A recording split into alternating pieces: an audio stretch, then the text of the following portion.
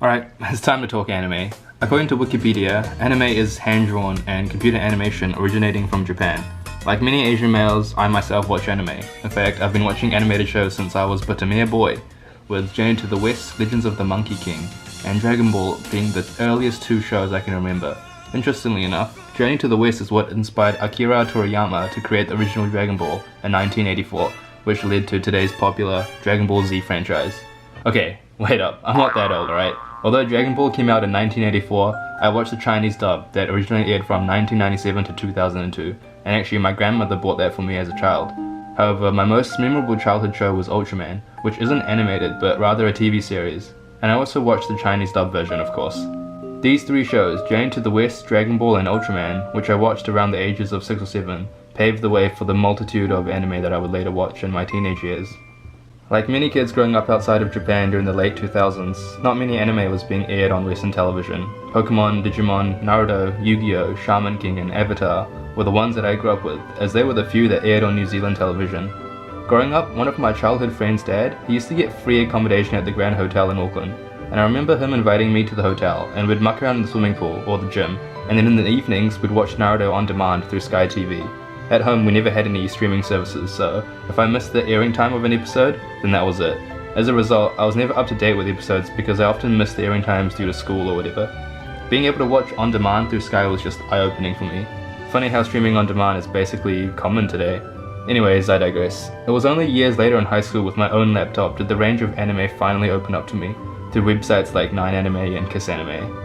I was able to watch whatever anime I wanted and when I wanted, and fan subs allowed me to watch anime which didn't even have official dubs. This resulted in me in staying up early in the morning to watch anime, I guess. But that was anime in the 2010s, the decade of anime that I grew up with, and I also think that the decade in which anime grew up. Because back then, anime wasn't really considered cool. It wasn't something normal that people talked about in high school. In fact, only my friends and I watched anime. It felt like anime was some sort of underground cult, and you were weird if you weren't Japanese and you watched anime. I remember cool kids and jocks who used to mock me when I played Pokemon on my Nintendo DS during lunch break, or of all the anime characters I drew on my desk cover back when I was 11. Only TV shows like Stranger Things or Game of Thrones or whatever else was popular at the time was openly being talked about and considered normal. As stupid as it sounds now, the feeling of being ashamed or hiding the fact that I do watch anime in fear of being ridiculed doesn't really apply anymore. Today in 2020, anime has become a much more accepted medium overall, although it's not quite mainstream yet. You'd never mention anime to a girl before, in fear of being thought of as a loser, but now I've met girls in uni who I've never thought even would watch anime, but they actually enjoy anime. The growth of the industry as a whole has developed significantly with the corporatization of anime.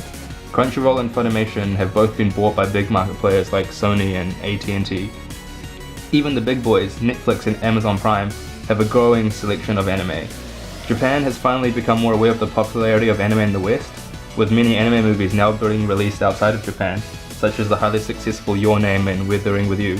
There are also many more to come, such as the upcoming Demon Slayer movie. As anime has grown, so has my taste in anime. I began mainly watching shonen and mecha anime, like Sword Art Online and Gundam. Then, admittedly, after googling quote-unquote the greatest anime, I discovered masterpieces like Fullmetal Alchemist and Neon Genesis Evangelion, per, recommendations by random people on the internet. Evangelion was originally broadcasted on TV in Tokyo in 1995, but that was still an easy sell for me despite its dated animations. I'm a huge fan of the mecha genre and I was easily enticed by Eva 01's design, although she's technically not a mecha. Regardless, going into Evangelion, I was expecting a typical shonen with mechas, and I was definitely not prepared for the psychological rollercoaster that it really is. Evangelion is just one show that proves anime isn't always what it seems. Evangelion was criticized for its religious symbolism and is considered one of the first deconstruction anime, deconstructing the mecha genre. Mecha genres generally attract a predominantly male audience by depicting the powerful and heroic feeling that you get when you pilot, a huge mecha to fight off evil and save the day. But in Evangelion, it instead takes the established tropes of the mecha genre and it explores the darker sides. The emotional fear and things that the pilots go through, the stuff that generally shonen and mecha anime don't really dive into. This then led me to watching more emotional anime, such as Razefan and SSSS Gridman, as well as Steins Gate. When anime movies like A Silent Voice came out, I watched it in cinemas with my friends, and that led me to watching drama and romance genres like Hatarube no More. Eventually I landed at the comedy genre with anime such as Himoto Yumari-chan. Thinking back, it's interesting to see all the vastly different genres I've watched and how the production quality and themes within anime have evolved. I forgot to mention along the way, I fell in love with anime music.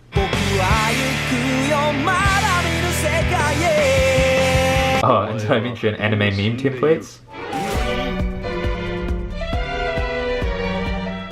Being an anime fan from the 2010s till now, I feel like there's been a shift towards seasonal anime. In the past, there hasn't really been a centralized place to discover new anime.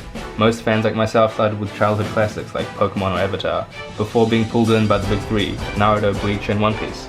From there we had a whole history of anime to discover, leading us to god-tier anime such as Fullmetal Alchemist Brotherhood, Code Geass, Tokyo Ghoul, Death Note and Steins Gate, just to mention a few.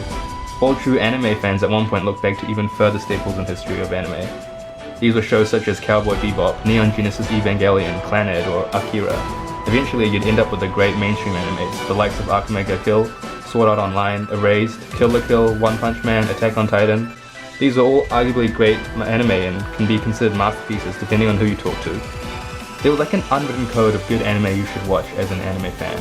But now anime is far more focused on what's hot and new, with new anime being released at a rate that we've never seen before, thanks to the multitude of new anime platforms and the broadcasting of new anime the same time they're released in Japan. Even for casual watchers who don't follow the fast cycle of seasonal anime like myself, we've all heard of them because it's what's being talked about online. This has given anime a more social aspect. As the YouTuber Gagok puts it, seasonal anime is like ground zero. It's where a place that anime fans can come together and talk about, like a central hub instead of the old intangible classic list of anime we had in the past. So now anime has changed from, what have you watched to are you watching, and is much more social, with people keeping up with the latest trends in seasonal anime. The 2010s decade of anime has ended, and this ending feels even more prominent with the closing of two of the big three animes in the 2010s generation, with Naruto and Bleach both finishing their stories. Both Naruto and Bleach were major in defining the 2010s era of anime. Naruto was one of the anime that sparked my interest in the first place. Watching it in Sky TV in a hotel with my mate back when I was a kid still is and always will be a major memory for me in my anime journey. Boruto, now taking the reins and succeeding Naruto to lead the new generation of anime fans, further reiterates the closing of the 2010s anime era. Seasonal anime has led to a whole new generation of anime and anime fans. Anime like Demon Slayer and My Hero Academia have risen as new staples for this generation, and I have no doubt that they will lead this new generation of young anime fans as the big three did for myself, and the other fans like myself in the 2010s era. Moments like United States of Smash will become iconic memories for the new generation of anime fans, just like how Naruto using the Rasengan against Kabuto in the fight with Orochimaru was for my generation. As always, with the end of one generation comes a new one, carrying on the hopes and dreams of the previous, building upon it to further better itself. Growing up as a single child with divorced parents, I guess I had a lot of time alone, and anime was one of the things that I spent that alone time on. As cringy as it sounds, anime and its many characters have taught me a lot. From never giving up and always chasing your dreams, protecting and standing up for the things you believe in, being inspired by the sheer will and determination of the characters in anime, to caring and cherishing those you love, and the time you have with them because you'll never know when it ends. And in today's imperfect world, I think there's a lot we can learn from these messages in anime, especially now with the recent police shooting in New Zealand, the worldwide battle against the pandemic, rising tensions between countries such as China, Hong Kong and the US, the Yemen crisis, protests and demonstrations for Black lives and equality, amongst many other global issues. There's enough negativity in the world as it is, so let's all make an effort to spread positivity in any way we can, no matter how small, and be a symbol of peace who saves the people with a smile.